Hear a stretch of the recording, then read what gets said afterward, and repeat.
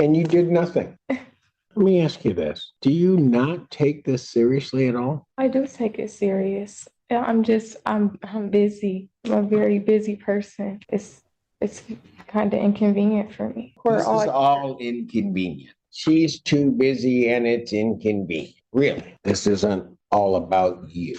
You made the decision to drink. You made the decision to get into that car. You made the decision to drive. You made the decision to have that accident. Inside Judge Simpson's courtroom today, a defendant walks in with the kind of attitude that instantly raises eyebrows. From the very start, it's clear she believes the rules somehow don't apply to her. The record speaks for itself. More than 15 violations stacked up, each one showing a pattern of defiance. Yet here she stands, telling the court that following basic conditions has simply been too inconvenient. That's not just a weak excuse. It's practically an open admission that she doesn't take this process seriously. Her original charge was drunk driving, a crime already carrying serious risks for others on the road. Instead of treating probation as an opportunity to make things right, she's brushed it off like it's a set of optional chores. Judge Simpson isn't fooled for a moment. With every word she says, the possibility of jail time grows stronger. What makes this case stand out is the way she carries herself in front of the bench, confident, dismissive, and entitled, as if accountability is beneath her. It's one of the most striking displays of disregard for the court you'll see. The question is, does she even realize how badly she's presenting herself? Let's break it down and see exactly how this unfolds. The bond violation, their sentencing on the violation. Did you get the new report? Yes, I did, Your Honor. Is there anything you want to say before I? Yes.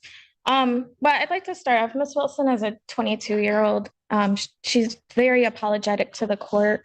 For the initial violation, she was upfront and honest about the dirty blow, and she admitted when presented to her. There was a delay for the tether, which I believe is what you're referencing on the report. The day of court, she did, that was April 17th, she did go to community corrections, but because she had her child with her, community corrections do not allow kids within the facility. She did not have a babysitter at that time, and she wasn't able to get the tether fitted that day. On the 18th and 19th, likewise, she did not have a babysitter. She also does not have a valid license right now, so she is not able to drive herself to the facility. She relies on others to help her out with rides. So that is why she wasn't able to get the tether fitted until Monday. She was going to try to go on the weekend, but since the community corrections is closed on the weekend, she wasn't able to do that. She is working full-time, works at EHM Senior Solutions in Saline.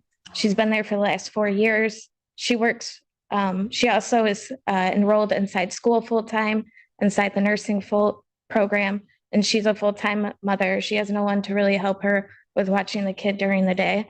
So we'd be asked that she be allowed to continue on bond while this case is pending. Anything from the people? We leave it on the court's discretion. The problem that I have, Ms. Wilson, is that on the 17th, you admitted to the violations. We set the sentencing out to today. In the interim, because there was a dirty blow, I had told you to report to community corrections to get on a scram tether immediately. That was on the 17th. It was not until Monday of this week that in the late afternoon on Monday that you put yourself onto a scram tether. I'm trying to figure out why. Can I stop? Yeah. I worked both. What'd you say? I worked Thursday and Friday, and yeah, I have my kid up until I go to work. And I also didn't know that my son couldn't go in there because I went over there after court. And I understand that, but that was on Wednesday. right. And then I worked Thursday and Friday, and they weren't open the weekend. Did you work Monday? No. Then why did it take you till 3:50 on Monday to get there? Drop my kid off to his dad, or he can come get his kid. That's why. So she usually starts work at 3 p.m. until 11:30, and that's whenever the father of the child takes the child. Before then, she is usually watching the child. I'm not watching. Yeah, Tell me how I know that you weren't drinking over the week. I mean, young lady, I don't. you're here on a drunk driving case. I put you on a sober line, right? The alleged blood alcohol content was 0.085. There was an accident. During the course of this, you're not blowing when you're supposed to, and then I have a dirty blow. I should have sent you to jail that day, and I didn't do it. And I didn't do it giving you an opportunity to maybe show during this week that you could exist with a scram tether, not drink. I'm confused with the last part you said because I got the tether. Oh, I know. Oh. 5 days late. So I guess the record's clear. Between the time of the 17th to the time you got the tether, you didn't blow into a sober leg either. Yeah, because the device locks. I didn't know if that was because Because you were supposed to probably be on a scram. Right. And she did inform me That's of that. unnecessary. She did inform me of that yesterday when she tried to test on the sober link on the 18th. It gave her an error that it had to be reset. And you did nothing. Bring my kid in there. I can't. But you did nothing. And then, let me ask you this. Do you not take this seriously at all? I do take it serious. Yeah, I'm busy. I'm a very busy person, Okay, and that's not an excuse, we all are. but it's kind of inconvenient for me. That doesn't mean that I'm not doing anything. I've been coming to court This is all inconvenient. The turning point came the moment she told Judge Simpson she was simply too busy to have her tether installed. That single statement shifted the tone of the entire hearing. To a judge, words like that don't sound like scheduling problems. They sound like direct disrespect for a clear order that was already given. Court isn't a suggestion box, and when you openly admit you can't be bothered, you're practically daring the judge to bring down a harsher consequence. Now, on a personal level, it's easy to see why someone wouldn't want a tether.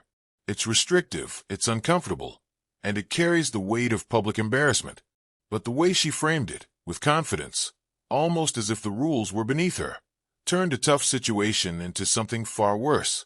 Judges hear excuses all day long, but when one comes across this entitled, any shred of sympathy evaporates instantly. The irony is striking. Wearing a tether is one of the lightest forms of accountability the court can impose. Yet her refusal to comply is making jail appear like the court's only practical option. Legally, bond conditions exist for a reason. Fail to meet them, and a judge has every right to revoke bond completely. By acting as though the first step doesn't matter, she's digging a deeper hole for herself. And the way she delivered her excuse is what stunned the room most. Calm, confident, almost certain the judge would nod in agreement. Instead, Judge Simpson fixed a look on her that said it all. Did she really just say that to me? It was a tense, uncomfortable moment to watch, but one that revealed exactly how quickly entitlement can backfire in a courtroom. It's all inconvenient because you decided allegedly to drink, get into a car, and have an accident. That's all inconvenient. But if true, no one in this room is the cause of that inconvenience except you. I think her youth plays an age inside this. She's only 22. This is her first criminal case. I'm not even 22 yet. My birthday's Friday. So she's 21. This is her first criminal case. I do think that going forward, she's going to take this very seriously. Whenever I talk to her, But Ms. Coons, I appreciate that. But at what point? Because if you look at this report, I have 1, 2, 3, 4, 5, 6, 7, 8, 9, 10, 11, 12, 13, 14, 15, 16, 17, 18, 19, 20, 21. Well, let's say 20 violations of basically, well, actually, it's not quite that many. It's about 15 violations of the program itself in terms of when she was supposed to blow. Then on the next one, she drank. Then, even after that, that was on April 5th. By the time we get the report, she reports back to court. I have on April 6th, she didn't test during the time frame. On the 7th, she didn't do any test. On the 8th, she didn't do any test. On the 10th, she did not test between 7 and 10 as scheduled. On the 12th, she didn't test. On 2 occasions for her testing that day, between 7 and 10 a.m. and 2 to 5 p.m., she didn't test as scheduled. On the 13th, she didn't test between the 7 and 10 a.m. She did do a makeup test an hour and a half later. On the 13th, she didn't test between 10 and 1 a.m. as scheduled. She tested at basically 2 o'clock in the morning on the 14th. She was negative. On the 14th, she then on that day still didn't test between 7 and 10 as she was required to do. And then basically 40 minutes later, after the testing window, she tested. And then later that day on the 2 to 5 test, she didn't test as scheduled. That was on the 14th. That's just this month. And then she appears before me on the 17th. I give her a break by not remanding her and tell her that she has to get a tether. And then I get here, I'm now and set this out to the 24th. And now I get here and she's too busy and it's inconvenient. Really. I can understand the court's frustration. Oh, I'm not frustrated. I'm just, Yeah. I don't get frustrated. Yeah. Well, she does have the tether on, so it would negate any further missed test, Your Honor. If she's able to continue on to bend. So I'm just supposed to say, don't follow anything I told you to do. Absolutely. Just go on your merry way. No, absolutely not. But when we spoke, she did state that she'd like to continue this case. She'd like to stay out on bond. She's able and willing to comply with all further court orders. How do I know that? I've been coming to court all year. I haven't missed a court date. Yeah, you're right. You haven't missed a court date. You've missed a lot of tests. You missed going to community corrections. You went there when it was convenient for you. Young lady, that's not how this works. I mean, I didn't have a choice. I can't bring my kid in there. I get the 17th. You needed to find a way to make an arrangement on the 18th and 19th. You didn't do. What many people forget is that probation and bond are not just leniency, they're tests. The court is essentially handing someone a rope, and what they do with it determines everything. That rope can guide you forward if you play it right, but if you treat it like a game, it can tighten around you fast. Judges don't put weight on excuses, because excuses aren't written in the law. What matters is compliance, plain and simple to SO when a defendant stands in front of the bench and claims they're too busy. The underlying message is loud and clear. The court's rules don't rank high on my list of priorities. And that is the quickest way to lose credibility. Courtrooms run on trust more than people realize. If a judge can't trust you to meet small requirements, why would they trust you with freedom in the community? That's why probation is often described as a trial run for real life. It's meant to show whether someone can handle responsibility without constant oversight. Fail that test, and you don't just risk jail. You risk long-term consequences that follow you into job applications, housing opportunities, even things as routine as car insurance. The justice system may not be flawless, but it's consistent in one area. It punishes those who act like the rules don't apply to them. And this is where the judge's perspective becomes crystal clear. When arrogance or entitlement walks into the courtroom, judges often hammer down harder, not just for that one person, but to send a broader message. Think of it like a parent who disciplines one child, so the others don't repeat the same mistake. These hearings, in many ways, go beyond the individual. They set the tone for everyone watching. But here's the question worth asking.